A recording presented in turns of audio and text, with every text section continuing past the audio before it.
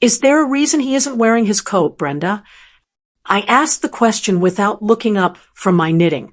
The rhythmic click-clack of the needles was the only other sound in my living room, a steady heartbeat against the sudden, frantic energy my son and his wife had brought through the door. It was a Tuesday. People don't usually say goodbye forever on a Tuesday afternoon. Brenda didn't answer me. Instead, she adjusted the strap of her designer leather tote and nudged her biological son, a boisterous 7-year-old, toward the foyer. My son, my own flesh and blood, stood by the door, his eyes fixed on a point somewhere above my head. He looked like a man trying to outrun his own shadow. In the corner, sitting on the edge of the velvet armchair, was 8-year-old Toby. He was the child they had fought so hard to adopt 3 years ago, the one they said completed their family before the miracle of their biological son occurred. Toby was holding a small, frayed paper suitcase, the kind they sell in toy stores for doll clothes. He wasn't wearing a coat because his suitcase was too full of the things that mattered to him. A stuffed dog with one eye and a drawing of a house that didn't look like this one. "We talked about this, Mama," my son finally said, his voice thin and reedy. "The relocation package in Dubai. It only covers a certain number of dependents for the initial move. The paperwork for Toby's international adoption status it's a legal nightmare. We can't delay the start date." A legal nightmare, I repeated. I let the words hang in the air like smoke. I am 70 years old. I have seen nightmares. They usually involve hospital basements or telegrams from the front lines. They don't usually involve leaving an 8-year-old behind in a drafty house because a corporate relocation package was inconvenient. "It's just for a few months," Brenda added, her tone sharp, defensive. "We'll send for him once we're settled. You have the room. You have the time. It's not like you're doing anything else." She said it with that smile, the one she used when she was donating old, stained clothes to charity. She looked at me and saw a relic. She saw a grandmother who was a convenient, free storage unit for the parts of her life that no longer fit the aesthetic of her new, shiny future. I looked at Toby. He wasn't crying. That was the most chilling part. He sat with his spine perfectly straight, his small hands gripped around the handle of that paper suitcase. He was watching them with a quiet, observational intensity that mirrored my own. He knew. Children are like animals. They can smell the scent of a predator, and they can certainly smell the scent of a betrayal. "We're leaving the stipend in the joint account," my son muttered, checking his gold watch. "The car is waiting. We have a flight to catch." They didn't hug him. Not really. A pat on the head for Toby, a lingering embrace for their real son. And then the door clicked shut. The silence that followed was heavier than the noise they had made. I didn't get up. I didn't chase after the car. I simply finished the row of my knitting, tucked the needles away, and looked at the boy in the velvet chair. "Toby," I said softly. "Yes, ma'am." "They aren't coming back for you, are they?" He looked at me, his dark eyes wise beyond his years, and slowly shook his head. "No, ma'am. They took the good pillows. You don't take the good pillows if you're coming back." I felt a cold, familiar spark ignite in the center of my chest. It wasn't anger. Anger is a fire that burns itself out. This was something else. This was a blueprint. My son and his wife thought they had left me with a burden. They didn't realize they had left me with a witness. And more importantly, they had left me with the one thing they thought I lacked, a reason to remind them exactly whose blood runs through their veins. I stood up and held out my hand. "Well then, since we're the only ones left in this house, I suppose it's time we start planning our own trip. But we won't be using paper suitcases." The silence in the hallway was loud, but the silence in my heart was louder. They think they've left a lonely old woman and a discarded boy to fade into the wallpaper. They don't realize that when you strip a person of everything they love, you inadvertently grant them the freedom to do anything necessary. If you believe that some debts should never be forgiven and you want to see exactly how I intend to collect on this one, then you belong here with us. Subscribe to Twilight Vendetta and turn on your notifications. My story is just beginning, and the ledger is wide open. Like this video if you've ever been underestimated, and leave a comment below. Tell me, what would you do if your own blood treated you like me? Share this with someone who knows that justice is a dish best served with a steady hand. The first thing I did was change the locks. Not because I was afraid of them coming back, but because I wanted to feel the physical click of a boundary being set. When you've lived 70 years, you realize that most people treat boundaries like suggestions. My son and Brenda treated mine like a welcome mat. Toby stayed in the guest room. For the first week, he moved through the house like a ghost, barely disturbing the air. He was waiting for the other shoe to drop for the moment I would realize he was inconvenient and pass him along to the next station. He didn't realize that in this house, we don't throw things away just because they require a little extra polish. Why are you looking at those papers, Grandma? Toby asked one morning. He was sitting at the kitchen island, methodically eating his oatmeal. He was a tidy child, frighteningly so. These are maps, Toby, I said, smoothing out the bank statements and the old property deeds. And these, I pointed to a stack of legal correspondence I'd been keeping in a cedar box for a decade, are the receipts of a life they think I've forgotten. My son, for all his expensive education, never understood the difference between wealth and liquid assets. He saw my old Victorian house and my sensible shoes, and assumed I was barely clinging to the middle class. He didn't know about the 3 commercial lots downtown I'd purchased when the city was still a ghost town. He didn't know about the trust my late husband, a man of infinite patience and quiet brilliance, had left entirely in my name. Brenda and my son were living a life of credit and performance. Their move to Dubai wasn't just for a relocation package. It was a flight from mounting debt and a reputation that was beginning to fray at the edges. They needed that high-paying post to stay ahead of the creditors. They thought by leaving Toby and keeping me at bay, they were shedding weight so they could fly higher. They were actually just making it easier for me to see their trajectory. Are we going somewhere? Toby asked, his eyes hovering over a map of the city's financial district. No, Toby, we are staying right here, I replied, my voice as calm as a frozen lake. But we are going to make sure that wherever they go, they find the doors are already locked. I spent the afternoon on the telephone. My voice was sweet, slightly wavering, the perfect performance of a confused, elderly mother. I called the firm in Dubai. I spoke to a junior associate in the human resources department. Oh, I'm so sorry to bother you, I said, my tone dripping with feigned fragility. I'm just trying to reach my son. He left in such a hurry to start this wonderful position. I'm his mother. Yes, the one caring for the child he had to leave behind due to the legal complications he mentioned. I heard the slight pause on the other end. Legal complications, ma'am? The relocation package for that seniority level covers full family relocation, including legal fees for dependents. There shouldn't have been an issue. Oh, I let the word vibrate with a hint of simulated distress. Perhaps I misunderstood. He seemed so stressed about the background checks and the debt disclosures.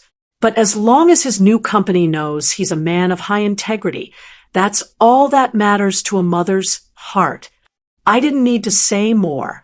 In corporate circles, debt disclosures and integrity are words that trigger a very specific kind of internal audit. I wasn't lying. I was simply pointing a flashlight at the cracks they had painted over. That evening, I sat on the porch with Toby. We watched the sun dip below the horizon, casting long, distorted shadows across the lawn. Grandma, Toby whispered, are you mad at them? Mad is a temporary feeling. Toby, I said, reaching over to pat his hand. His skin was cool, his pulse steady. I am simply performing a service. When someone drops a glass and walks away, someone has to clean up the shards so no one else gets cut. I'm just making sure the right people feel the sting. I had already begun moving the funds. Slowly, quietly, I was closing the joint accounts they thought were their safety nets. I was calling in favors from old friends who sat on boards of directors, men and women who remembered when I was the one holding the keys to their careers. My son thought he had left me with a child to raise. He didn't realize he had left me with a protege, and together we were going to teach them that the most expensive thing in the world isn't a flight to Dubai. It's the cost of a bridge you've burned while you're still standing on it. Money is a curious thing. To the young and the greedy, it is a loud, flashy tool. To a woman of my years, it is a silent language. For decades, I had allowed my son to believe he was managing my affairs. It was a kindness I offered him, a way to let him feel powerful, while I remained the silent architect of our family's stability. But the moment that door clicked shut behind Toby's paper suitcase, the kindness evaporated. "Grandma, why is the man in the suit taking the lawnmower?" Toby asked, peering through the sheer curtains of the parlor. "Because, Toby, that lawnmower doesn't belong to the house. It belongs to a ghost," I said, sipping my tea. The man in the suit was a private liquidator. While my son and Brenda were busy picking out marble countertops for their villa in Dubai, I was systematically dismantling the secondary life they had built on the foundation of my credit. They had a storage unit filled with overflow furniture, hand-carved oak tables and Italian leather sofas they had charged to a business account linked to my commercial properties. They thought I never checked the subledgers. They thought I was too busy baking pies to notice the drain on the pipes. I sat at my mahogany desk, the one my husband used for 40 years, and opened my laptop. My fingers moved with a precision that would have surprised my son. He viewed me as a woman who struggled with a TV remote. He had no idea I had been the head bookkeeper for a firm that built half the skyline in this city before he was even a thought. I logged into the joint investment portal. I watched the numbers flicker on the screen. The safety net my son planned to use to pay off his hidden gambling debts once he got his first overseas bonus. With a few clicks, I initiated a series of transfers. I wasn't stealing. I was reclaiming. I moved the funds into a trust established for Toby's education, locked behind a firewall of legal stipulations that even a Supreme Court justice would find tedious to unpick. "You're making a lot of clicking sounds," Toby observed, coming to stand by my side. He didn't ask for a toy or a snack. He looked at the screen with a focused, analytical gaze. "I'm moving pieces on a board. Toby, my son, your father thinks he's playing checkers. He likes to jump and take things. But I prefer chess. In chess, the most powerful piece isn't the king. It's the queen. And the most dangerous move is the one the opponent doesn't see coming because they're too busy celebrating a minor victory." I sent an encrypted email to a contact at the Dubai Financial Authority. It was a simple inquiry regarding the tax implications of certain offshore transfers my son had made using his old firm's credentials. I didn't accuse. I didn't point fingers. I simply asked for clarification as a concerned shareholder. By the time the sun set that evening, my son's secondary credit lines, the ones he used for his expensive watches and Brenda's gala dresses, had been flagged for unusual activity. It's a quiet catastrophe. A credit card being declined at a high-end restaurant in a foreign country is a small embarrassment, but a frozen corporate line while you're trying to secure a luxury lease? That is the sound of the floor falling out from under you. I looked at Toby. He was reading a book on architecture I'd pulled from the shelf. He was smart, too smart for the parents who had discarded him. "Toby," I said, "do you remember the house you drew? The one in your suitcase?" He nodded, not looking up. It had a big fence, so no one could leave without a key. Well, I said, a cold smile touching my lips. We're going to make sure your father finds himself behind a fence he can't climb. And the best part is, he'll think he built it himself. I picked up the phone. It was time to call Brenda's mother. Brenda was a woman who lived for status, but she feared her mother's wagging tongue more than she feared the law. It was time to leak the tragic news that the children were so overwhelmed in Dubai that they had lost their way. The social circle they valued so much was about to become a cage of whispers. Patience is a luxury that the young cannot afford. They are too busy chasing the next sunrise, the next promotion, the next shiny distraction. But at 70, I have all the time in the world. I spent 30 years of my life as a master weaver, and if there is one thing I know, it is that a single drop stitch can unravel an entire tapestry if you pull on the right thread at the right moment. The telephone rang at 3 a.m. In my house, a 3 a.m. call used to mean an emergency. Now, it was simply the sound of a consequence coming home to roost. I let it ring 4 times before I picked up the receiver. Mama? My son's voice was strained, the artificial bravado of his executive director persona replaced by the raw, jagged edge of panic. Mama, there's been some kind of mistake with the accounts. The corporate housing deposit was flagged. They're saying the funds from the stateside equity line are frozen. I smoothed the silk of my nightgown, my movements fluid and deliberate. Frozen? That sounds terribly cold, dear. Especially in a place as hot as Dubai. It's not a joke, Mama. Brenda is stuck at the hotel with all the luggage, and they won't release the keys to the villa until the wire clears. Did you talk to the bank? Did you move the commercial rent proceeds? I did speak to the bank, I said, my voice a calm, soothing melody. I told them I was concerned about identity theft. There were so many strange charges, designer boutiques, high-end watches. I told them my son would never be so fiscally irresponsible while leaving his child behind in a paper suit. So surely it had to be a criminal enterprise using our name. There was a long, hollow silence on the other end.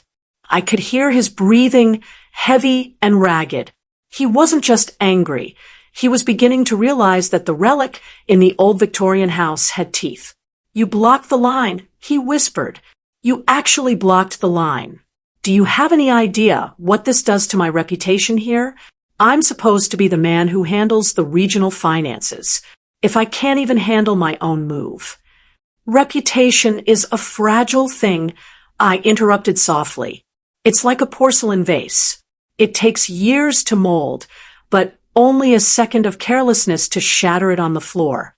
You and Brenda decided to travel light, remember? You shed your responsibilities.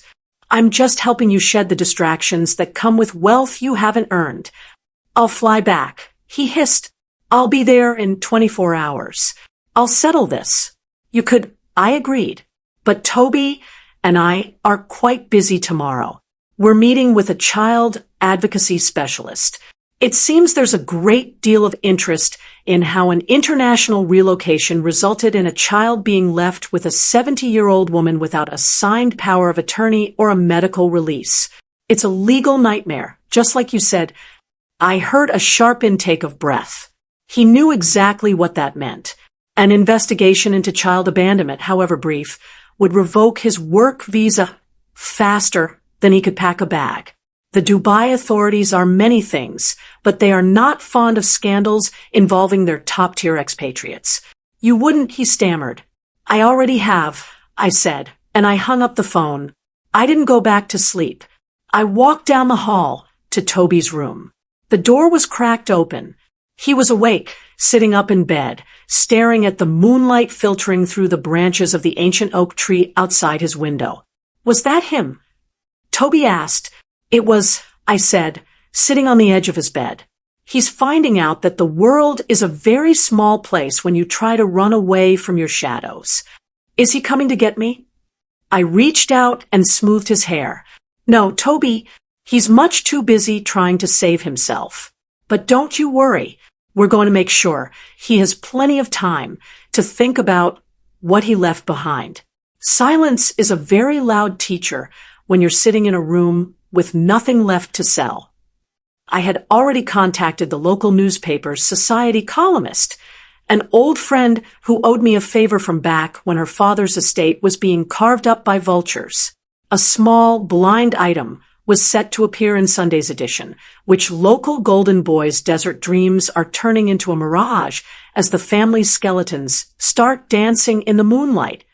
It was a small needle pricked into a large balloon, but the air was already beginning to hiss out. There is a specific kind of arrogance that belongs to those who believe they have outgrown their roots. Brenda, with her curated social media feeds and her penchant for labels that screamed their prices, always looked at my home as a dusty museum. She didn't see the structural integrity of the walls. She only saw the outdated wallpaper. She didn't realize that a museum is also a place where history is preserved, and history has a way of repeating itself for those who don't pay attention. "Grandma, why are you putting all the silver in these velvet bags?" Toby asked. He was sitting at the dining table, his homework spread out before him. He was a diligent student, the kind who double-checked his own math before asking for help. "Because, Toby, silver only shines when it's cared for," I said, my fingers tracing the ornate crest on a soup ladle. "If you leave it out in the air without protection, it tarnishes. It turns black. It becomes unrecognizable." I wasn't just polishing silver. I was preparing a catalog. Every piece of jewelry my son had borrowed for Brenda to wear to galas, every antique rug they had moved to their temporary apartment in the city before the move, I had the original receipts. I had the insurance writers, and more importantly, I had the police report for unauthorized removal of estate property sitting in a draft folder on my computer. I hadn't sent it yet. A queen doesn't declare war with a scream. She declares it with a signature. The phone rang again. This time it was Brenda. Her voice was no longer the polished, melodic trill she used for her friends at the tennis club. It was shrill, vibrating with a frantic, ugly energy. "What have you done?" she demanded, skipping the pleasantries. "My mother called me crying. She said people are talking. She said there's some gossip about us leaving Toby. Do you have any idea how cruel that is? We're trying to build a life here, a future for both our boys." I leaned back in my chair, the velvet bag soft against my palm. "A future, Brenda? It's difficult to build a house when you've thrown away the cornerstone. Toby isn't a piece of luggage you can check at the gate and claim later when the fees are lower." "He's a child," she shrieked. "He wouldn't even have liked it here. The heat, the transition, it was for his own good." "Is that what you tell yourself while you're sitting by the pool?" I asked, my voice dropping an octave, becoming a cold, hard stone. "That you abandoned a boy in a paper suit for his own benefit? I've seen many things in my 70 years, Brenda, but I have never seen a mother's love measured in convenience. I want the accounts unfrozen," she hissed. "Now, my son has an enrollment fee for the international school due tomorrow. If he loses his spot because of your senile interference..." Senile? I let a small, dry chuckle escape. "Brenda, dear, a senile woman forgets where she put her keys. I, however, remember exactly where I put the power of attorney documents your husband tried to trick me into signing last Christmas. The ones I had my lawyer review and quietly nullify." There was a sharp gasp on the other end. She hadn't known about that. My son, ever the coward, had likely told her it was a done deal, that he had secured my estate. "I have also been in contact with the school in Dubai," I continued, my tone conversational. As a grandmother concerned about family stability, I merely shared some documentation regarding the pending litigation over the stateside assets. "It seems they are very particular about the financial reputation of their families. They don't like instability." "You're destroying us," she whispered, the panic finally overriding the rage. "No, Brenda, I said, looking at Toby, who was watching me with an expression of quiet understanding. I am simply allowing you to experience the natural consequences of your choices. You want it to be free of burdens. Now, you are free of your safety net, your reputation, and your credit. You should be happy. You're finally as light as air. I hung up. Toby stood up and walked over to me. He took one of the silver spoons and looked at his reflection in the polished bowl. It was distorted upside down. They sound scared, Grandma, he said. Fear is just the beginning of wisdom. Toby, I replied. They've spent their lives looking in mirrors and seeing only what they wanted to see. Now, the glass is starting to crack. And when a mirror breaks, the reflection is never the same again. I picked up my pen. It was time to write a letter to the board of the foundation Brenda chaired. They were very fond of their Family First initiative. I thought they might find her recent relocation strategy quite enlightening. Is that a camera, Grandma? Toby asked, pointing to the small, discreet lens I had installed near the front crown molding of the foyer. It's a witness, Toby, I replied. In this world, people often misremember the truth when it becomes inconvenient. This little eye simply keeps an honest record. I had spent the morning coordinating with a local courier service. A series of heavy, locked trunks had been delivered to the house, belongings my son and Brenda had left in temporary storage at a friend's garage, thinking they would ship them once their Dubai villa was ready. They hadn't paid the friend the promised holding fee, and that friend, a woman who valued her social standing above all else, had been only too happy to turn them over to me once I mentioned the unfortunate legal complications my son was facing. Inside those trunks were the relics of their vanity, Brenda's collection of vintage furs, my son's humidor filled with hand-rolled cigars, and several folders of private investment strategies they had been developing using my estate as collateral. I didn't open the furs. I didn't smoke the cigars. Instead, I invited a professional appraiser to the house. Everything must be documented. I told the man, a thin, meticulous fellow with spectacles perched on the tip of his nose. I am settling a debt. These items were purchased with funds that were diverted. I need a cold, hard number for the total. As he worked, my phone chimed. It was a text from my son. No words, just a photo of a legal notice from his firm in Dubai. Internal audit, immediate action required. He was beginning to realize that the relic in the Victorian house hadn't just blocked his credit. She had signaled the vultures. When you work in high-level finance, an audit isn't just a check of the math. It's a colonoscopy of your character. They would find the creative accounting he'd used to fund his lifestyle. They would see the gaps where my money was supposed to be. Grandma, Toby said, looking up from a puzzle we were working on. If they lose their jobs, will they have to come back here? I paused, a puzzle piece shaped like a jagged wing held between my fingers. They might try, Toby. People like that always return to the scene of their last comfort. They think the door will always be unlocked because they share the same name. But you changed the locks, he reminded me. I did, I said, fitting the piece into the border. And more importantly, I changed the terms of the lease. You see, Toby, they treated you like a guest they could check out of. They forgot that I am the landlord of this entire family, and their rent is long overdue. That evening, a car pulled into the driveway. It wasn't my son's. He was thousands of miles away, likely pacing a marble floor and staring at a silent phone. It was Brenda's sister. She was a woman cut from the same cloth as Brenda, though perhaps a bit more frayed at the edges. She had come to collect the trunks.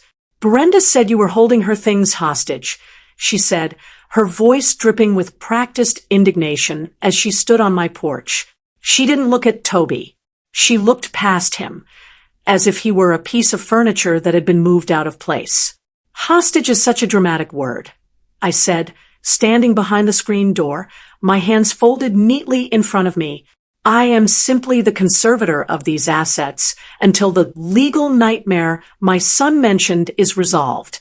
Since the funds used to purchase these items are currently under review by the authorities, it would be a crime for me to release them to a third party. Her face went pale. The authorities? It's just a family dispute, for heaven's sake. Don't be a bitter old woman. Bitterness is for those who have lost, I said softly. I haven't lost anything. I've gained a grandson, a quiet house, and a very clear view of the horizon. You can tell Brenda that if she wants her furs, she can come and explain to the auditor exactly which account paid for them. I closed the heavy oak door. I didn't need to see her reaction.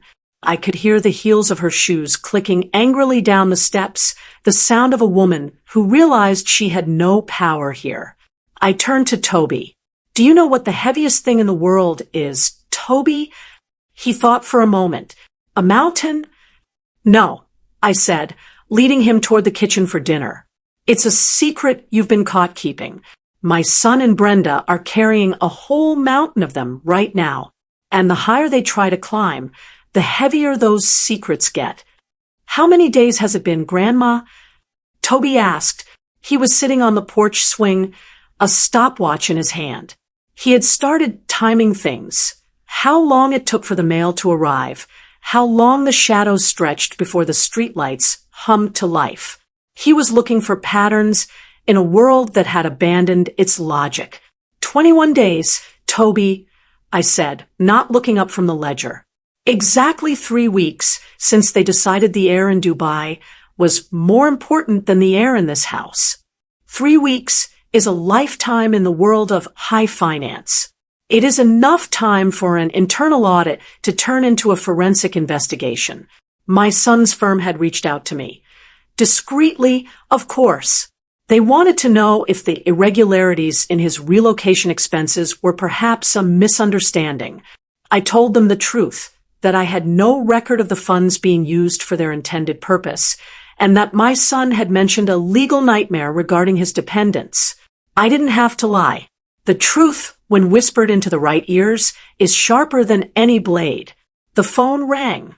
It wasn't the frantic trill of Brenda or the hollow desperation of my son. It was a man named Mr. King, an old colleague of mine from the days when I ran the numbers for the city's largest developer. He was a man who dealt in certainties, not apologies. He's been suspended.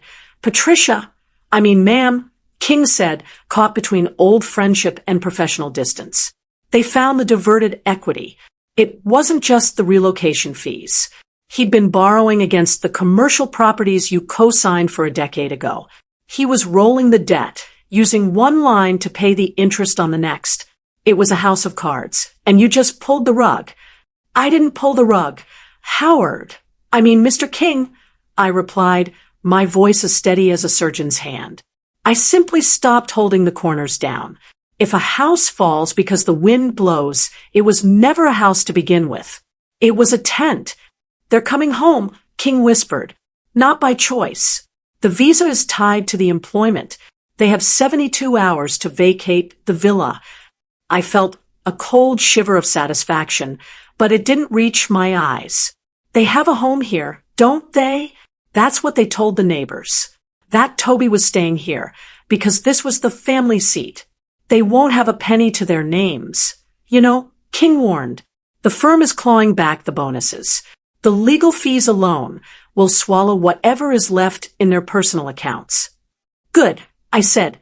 Poverty is a wonderful lens. It helps you see exactly who you are when the gold leaf is scraped away. I hung up the phone and looked at Toby. He was still staring at his stopwatch. They're coming back, aren't they? He asked, his voice small. They are, I said, but not the way they left. They left like royalty. They're coming back like ghosts. I walked to the front door and engaged the deadbolt, then the chain, then the floor bolt. I wasn't locking them out of the house. I was locking them out of the life they thought they could reclaim. They thought they could leave a child like a coat in a check room and pick him up when the weather turned cold. They didn't realize that the check room had been sold, the staff had been dismissed, and the coat now belonged to the house. I spent the evening moving the last of the furniture from the master suite into the attic. I replaced it with a simple twin bed and a desk. If they were coming back, they wouldn't be returning to the life of luxury they had curated on my dime. They would be returning to the reality of their choices. Toby, I called out, come help me with these boxes.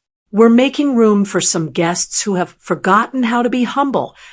He came running, his face bright with a purpose he hadn't had 3 weeks ago. He was no longer the boy in the paper suitcase. He was the young master of a house that was preparing for a siege. And I was the general making sure every window was reinforced with the weight of their own failures. The driveway of a 70-year-old woman's home is usually a place of quiet arrivals. The mail carrier, the grocery delivery, perhaps a neighbor with a tin of lemon bars. But when the black car pulled up on that Tuesday evening, 3 weeks and 4 days after they had left, the tires crunched on the gravel with the sound of a closing casket. I stood in the darkened parlor, the sheer curtains acting as a veil. Beside me, Toby was perfectly still. He didn't run to the door. He didn't hide. He simply watched, his small chest rising and falling in a slow, practiced rhythm. They look smaller, Grandma, he whispered. He was right. My son and Brenda didn't step out of the car with the practiced elegance of international executives. They tumbled out like passengers from a shipwreck. Brenda's hair, usually a lacquered helmet of perfection, was frizzy and dull. My son's suit, the one that cost more than my first car, was wrinkled, the tie loosened like a noose. Their biological son followed, whining about the heat, his face sticky with the residue of travel snacks. They walked up the porch steps, their footsteps heavy and uncertain. My son reached for the handle, his thumb finding the brass thumb latch. He pressed. The door didn't budge. He pressed again, harder this time, his shoulder leaning into the solid oak. I felt the vibration through the floorboards. I waited. I wanted him to feel the resistance of the house he had tried to sell out from under me. I wanted him to understand that a home is not a liquid asset. It is a fortress. He began to knock. At first, it was a polite, rhythmic tapping. Then, as the realization of the locked bolt sank in, it became a frantic, hollow thudding. Mama, it's us. Open the door. I turned on the porch light. The yellow glow spilled over them, illuminating the desperation in their eyes. I opened the small, iron-grated viewing window, the speakeasy slot my husband had installed for security years ago. Who is it? I asked, my voice a cool breeze in the stagnant night air. It's me. It's your son, he gasped, his face pressed against the grate.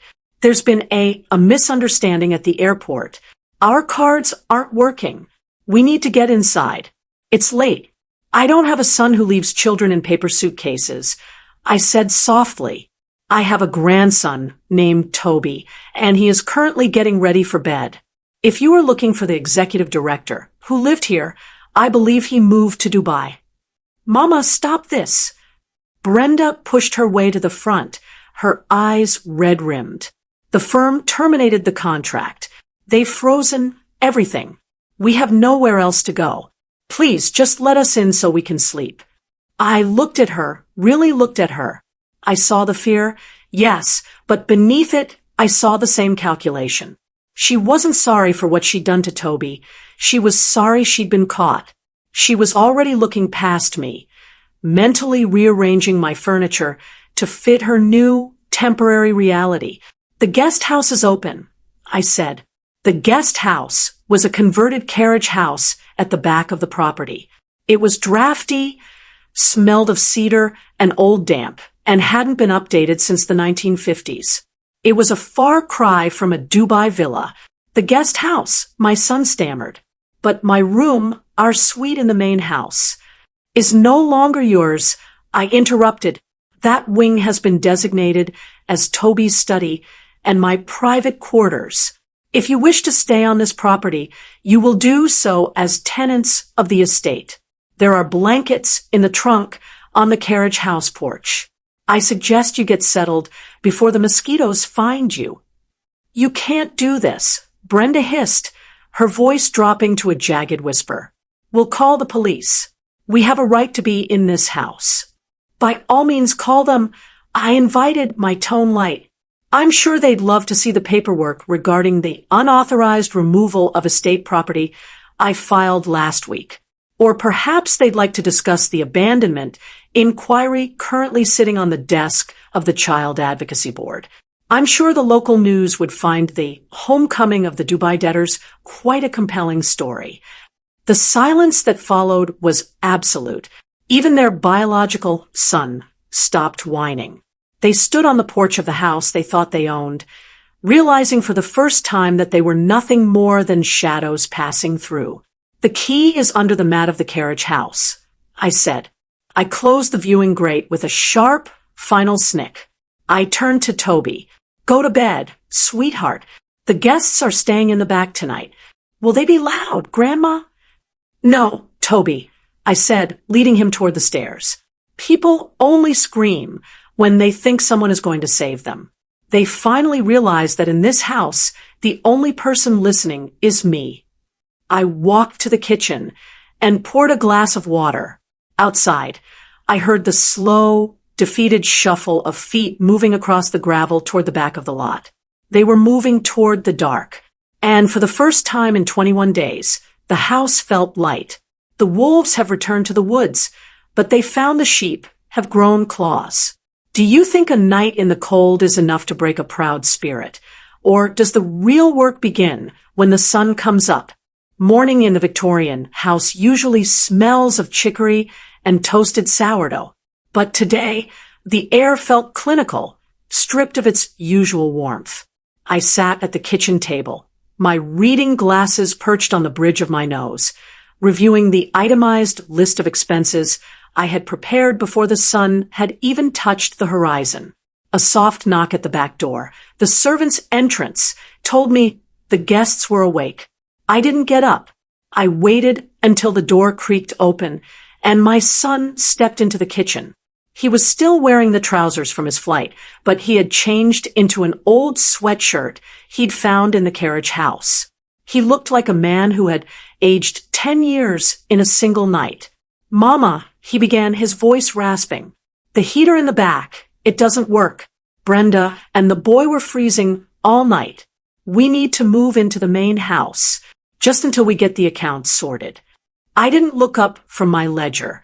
The heater works perfectly, dear. You simply have to prime the pilot light. It requires patience and a steady hand, two things you've been lacking lately. As for the main house, I've already explained the new occupancy rules. You are guests of the estate, and guests do not dictate the floor plan. He slumped into the chair across from me, the same chair Toby had occupied with such quiet dignity for weeks. We have nothing, Mama. The firm didn't just fire me. They've held my final payout pending the audit results. We don't even have enough for a deposit on a studio apartment. Then it's fortunate you have a roof over your head, I said, finally closing the book and looking him in the eye. But a roof comes with a price. In this house, we don't believe in relocation packages or free rides. If you wish to eat, you will earn it. Earn it, he scoffed, a flicker of his old arrogance sparking in his eyes. I'm a senior financial analyst, not a laborer. You are a senior financial analyst, I corrected gently. Now, you are a man with a massive debt to a child you discarded. Today, you will begin by clearing the brambles from the north fence line. Brenda will be responsible for the laundry by hand. The washing machine is temperamental for those who don't respect the mechanics of the home. By hand. Brenda's voice came from the doorway. She was leaning against the frame, her eyes rimmed with dark circles. You're joking. You want me to scrub clothes in a tub like we're in the 19th century? I want you to understand the weight of what you've wasted, I said. You spent thousands on silk dresses, while this boy didn't have a winter coat that fit. Perhaps by feeling the water on your skin, you'll remember what it's like to be human instead of a brand. I stood up and placed a single loaf of bread and a block of butter on the table. This is your breakfast. Toby and I have already eaten. He is currently in the library working on his Latin. He's quite gifted. It's a shame you didn't stay long enough to notice. The silence that followed was thick with a resentment, so sharp you could cut it with a knife. Brenda looked at the bread as if it were a personal insult. My son looked at his hands, which had likely never seen a day of hard labor in his adult life. And one more thing, I added, pausing at the door. Toby is not to be disturbed. You are not to speak to him, apologize to him, or attempt to manipulate him. To him, you are currently the groundskeepers. If you break that rule, the gate to the driveway will be locked from the outside, and your luggage, what's left of it, will be waiting on the sidewalk. I walked away, the click of my low heels the only sound in the hallway. I felt their eyes on my back. Hot, angry, and desperate. They thought they could wait me out. They thought a 70-year-old woman would eventually soften, that her motherly instincts would override her sense of justice. They didn't realize that my motherly instincts are exactly what were driving this. A mother protects her young. She doesn't distinguish between biological and chosen when the heart has already made its claim. My son had stopped being my young the moment he became a predator. I entered the library and sat across from Toby. He looked up, his brow furrowed over a declension. "Are they working, Grandma?" he whispered. "They are learning the value of a day's work, Toby," I replied. "It's a slow process, but the best lessons usually are." Outside, I heard the rhythmic thwack of a rusted machete against the overgrown vines of the north fence.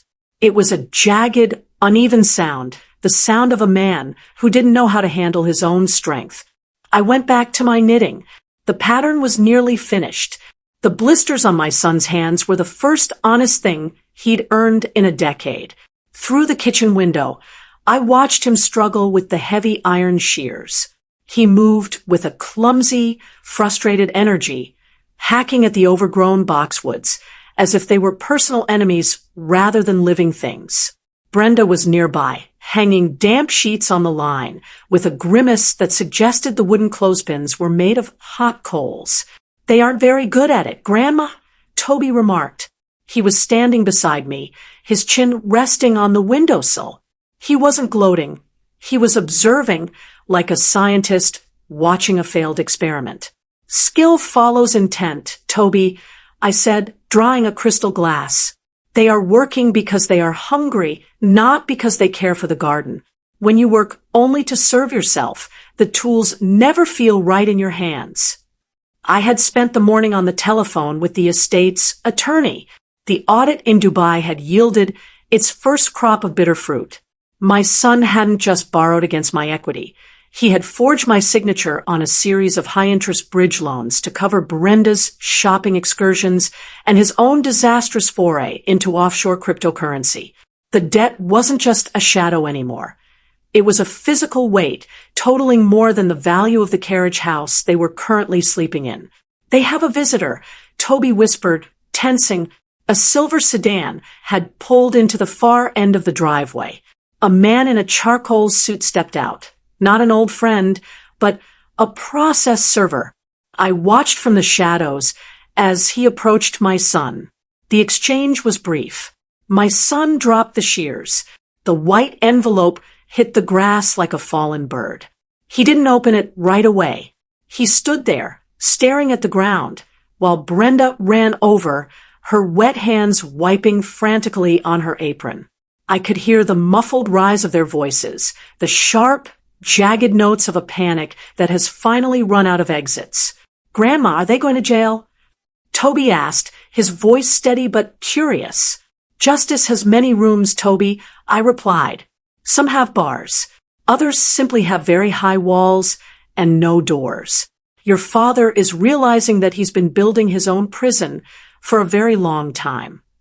I walked to the back porch and pushed open the screen door. The spring groaned. A lonely, haunting sound. My son looked up, the legal papers trembling in his hand. "They're suing me, Mama," he gasped, his face the color of ash. "The firm. They're filing for criminal conversion. They say if I don't repay the relocation draw and the misappropriated equity within 30 days, they'll hand the file to the district attorney." 30 days, I mused, leaning against the railing. That's a generous window. Most people in your position don't get a sunset, let alone a month. "You have the money," Brenda cried, stepping forward, her face contorted. "We know you do. That trust from the downtown lots. It's sitting there. You'd really let your own son go to prison over a misunderstanding about some paperwork." I looked at her, and then I looked at the sheets she had hung so poorly on the line. They were drooping, touching the dirt. "It wasn't a misunderstanding, Brenda. It was a choice," I said. "And as for the money, it does exist, but it doesn't belong to a senior analyst who steals from his mother. It belongs to the future of this house. It belongs to Toby." My son screamed, the desperation finally breaking his composure. "He doesn't need $1 million trust. I need my life back." "You had a life," I said, my voice dropping to a whisper that carried further than his shout. "You had a son who looked up to you. You had a mother who trusted you. You threw those things away because they were inconvenient. Now, you are discovering that the only thing more inconvenient than a child is a felony charge." I turned my back on them and looked at the horizon. The sun was beginning to set, casting long, purple shadows across the garden. "If you work hard," I added, "I will provide the names of 3 excellent defense attorneys. But I will not pay their retainers. You have 30 days to find a way to settle your debts. I suggest you start by finishing the hedges. The sun is going down, and the light is a gift you shouldn't waste." I walked back inside and locked the door. I could hear Brenda sobbing, a loud, performative sound, and my son's heavy, rhythmic breathing. They were trapped in the smallest world imaginable, the space between what they wanted and what they deserved. It's funny, isn't it, Toby? How people only notice the ground when they're falling toward it. I was sitting in my high-backed wing chair, watching the digital clock on the mantel. It was the 29th day. Tomorrow, the grace period offered by the firm in Dubai would expire.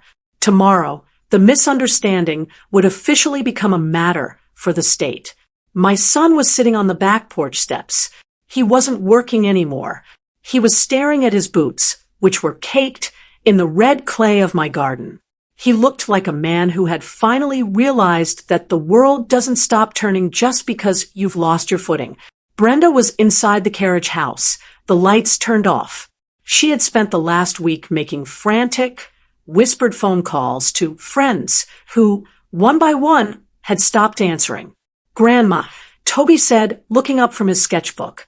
He had drawn a picture of the oak tree, but he'd added something, a small golden key hanging from one of the highest branches. "Why is he sitting like that? He looks like he's waiting for a bus that isn't coming." "Because he's waiting for a miracle, Toby," I said, smoothed the lace doily on the armrest. "And miracles are very rare for people who don't believe in consequences. He thinks I'm holding a secret door open for him. He doesn't realize I've already turned the key." I stood up and walked to the kitchen. On the counter sat a heavy manila envelope. It contained the final accounting of the trust, the one my son had tried to siphon. It was no longer a potential asset. It was a locked vault, and Toby was the only beneficiary. I had also included a copy of the deed to the commercial lots. I had sold them 3 days ago to a local preservation society. The profit was substantial, and every cent had been moved into an offshore educational fund that my son couldn't touch with a 10-foot pole. I walked out onto the porch. The air was cool, smelling of damp earth, and the coming rain. My son didn't look up when the screen door creaked.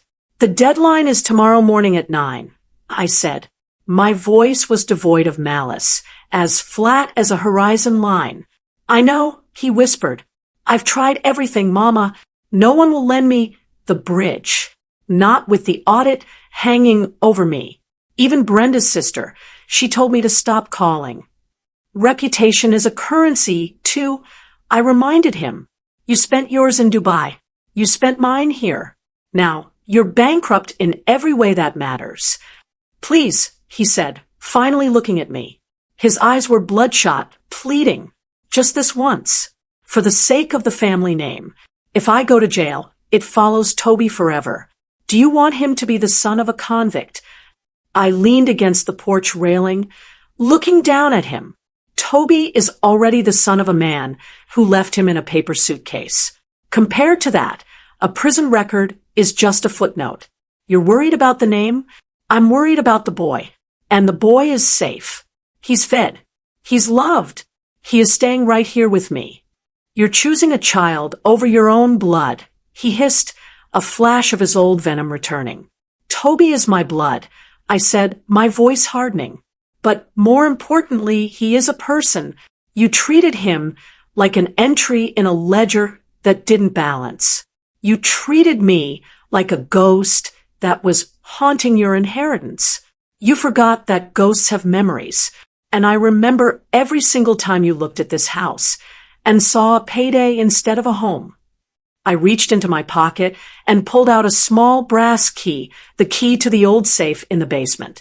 I held it out, letting it glint in the porch light. There is enough in the basement safe to cover the immediate restitution. I said, jewelry from your grandmother, some gold coins your father saved for a rainy day. It's exactly the amount you need to stay out of a cell. His hand shot out, his fingers trembling as they reached for the key. He looked like a starving man reaching for bread. But I added, pulling my hand back just an inch. There is a condition, a final contract. Anything, he gasped. I'll sign anything. You will sign a full, irrevocable relinquishment of your parental rights to Toby. I said, you and Brenda, you will leave this property tonight. You will not contact him. You will not claim him. You will disappear from his life as completely as you intended to disappear from mine when you moved to Dubai. He froze. I watched the gears turning behind his eyes. He wasn't weighing the loss of his son. He was weighing the loss of his freedom. It wasn't a difficult calculation for a man like him. What about Brenda? He asked. She's already packing, I said, nodding toward the carriage house where a single suitcase sat on the porch. I spoke to her an hour ago while you were staring at the grass. She took her share of the settlement and a bus ticket to her sister's. She didn't even ask to see the boy. My son looked at the key, then at the house, then finally at the dark silhouette of Toby in the window. He didn't cry. He didn't hesitate. He simply reached out and took the key. I'll sign, he said. The signing was a brief, clinical affair. We sat in the library, the only light coming from a single brass lamp that pooled on the mahogany desk. My son's hand didn't shake as he put the pen to the paper. He signed his name with the same practiced flourish he'd used for corporate mergers and offshore transfers. He wasn't signing away a child. He was signing a release form for a life he no longer had the currency to maintain. When the last page was turned, I took the documents and placed them in a fireproof folder. I didn't say thank you. You don't thank a man for surrendering his soul. You simply acknowledge the transaction.